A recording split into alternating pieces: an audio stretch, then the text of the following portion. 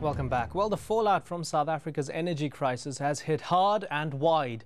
Until last month, South Africa was the world's largest gold producer, with the power outages forcing mines in the lucrative gold and platinum industries to close.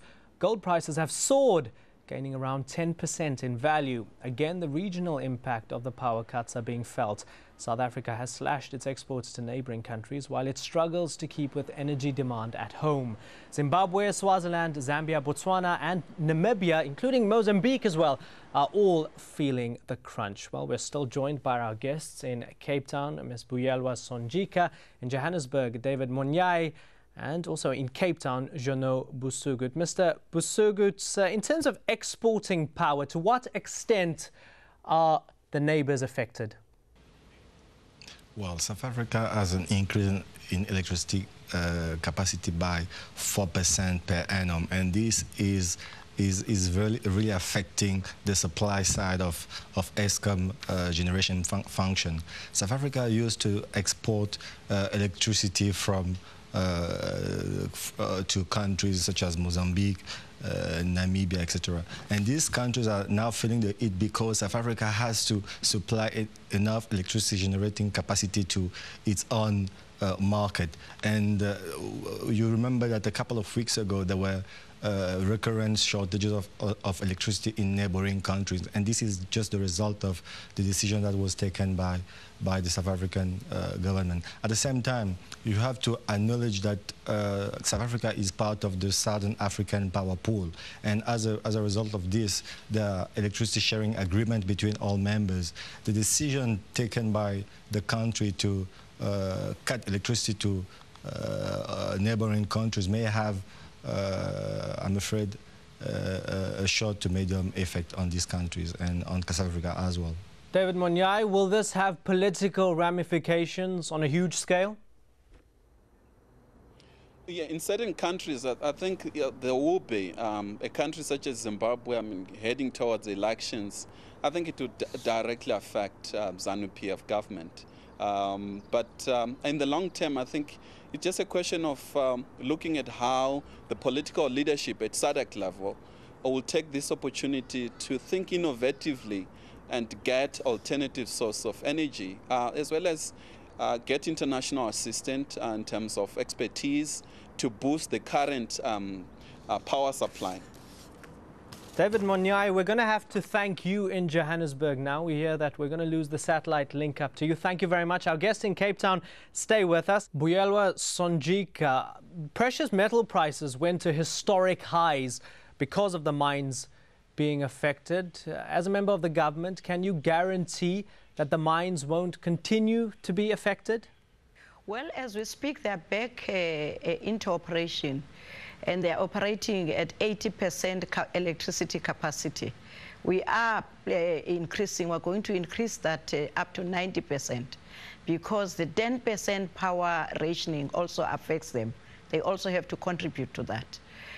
But in terms of the being affected economically, indeed, as well as the economy, they both of them have taken a knock, and we concede to that. But we are working very hard to turn the situation around. There are quite a number of interventions that we're coming up with in our national response plan. And we think that within the next 6 months, we will have made a breakthrough. And many are asking why there isn't any competition for Eskom, the national power supplier. Do you think that that may be a long-term solution for some competition for Eskom, maybe a kick up the backside for Eskom? Any utility that delivers basic services like water and electricity, in most parts of the world, those are natural monopolies.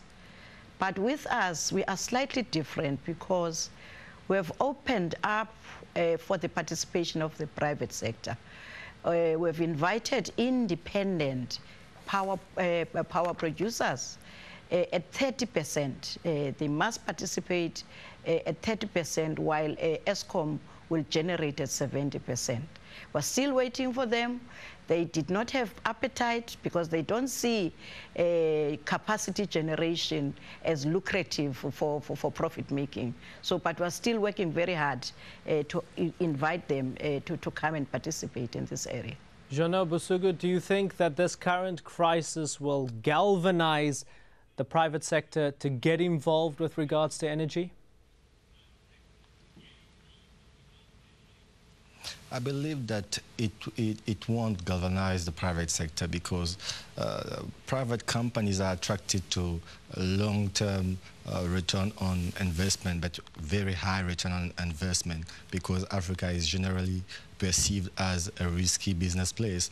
The current tariff, electricity tariff, or last year electricity tariff was stood at 60 cents per kilowatt hour, and the cost of new production was estimated at 32 cents per kilowatt hour. So there was this discrepancy between the cost of new production and the current electricity tariff.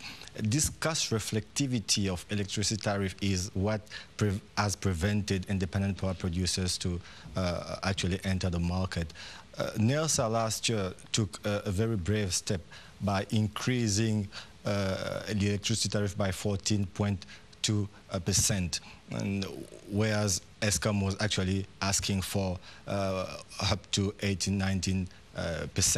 And this can send a positive signal to independent power producers, but that still remain a very low electricity tariff despite the increase that has been allowed by NERSA. So in my opinion, if the business environment for IPPs is not conducive to do business here, I believe that few IPPs will feel like investing here. The only example that I have in mind is AES, the US-based energy company. All right, Minister Sonjika, Mr. Busugut, and a little bit earlier, David Munyai from Johannesburg. Thank you all so much for joining us here on this edition of Inside Story. And thank you so much, the viewer, for joining us.